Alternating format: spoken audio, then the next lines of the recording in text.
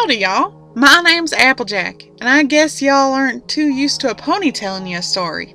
Well, I reckon it's about time some pony did, so... Y'all like apples, don't you? Well, that's good.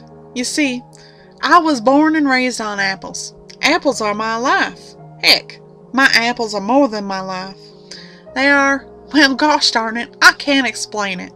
You ever imagine being torn apart piece by piece? Agonizing pain rushing through you? Well, that's how I feel about my apples.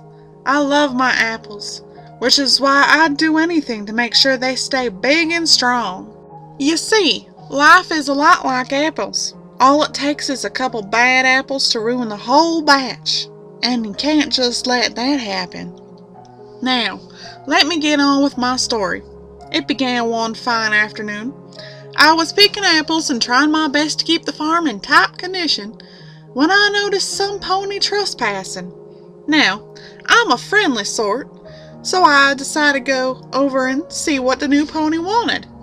Only turns out, this pony wasn't like most of the others. Pretty new to town. Had a right big mouth on him. Still, I did my best to try and move the little pony on without making a fuss. After a while, they went to move on. Seemed to be a nice enough pony, despite the rough start. Then it happened. That pony went and picked one of my apples. Took a big bite right in front of me. Smiled real nice. The kind of smile one has when they do something wrong and they think you can't do nothing about it. And said, "Catch you later." That was when I realized I was dealing with a bad apple. I played it nice though, and I managed to wave them off with a smile, though I had to grit my teeth somewhat as I watched them toss the barely touched apple on the ground as they left. That night, I waited until the others were asleep and headed out. It didn't take me long to track down the pony from before. Turns out they were staying in a house not too far from the farm. I looked in and saw the pony was asleep, so I climbed in the window. I admit, it wasn't my smartest move. The noise soon woke them up and they started to get real mad at me. Like I said, that pony sure had a mouth on them.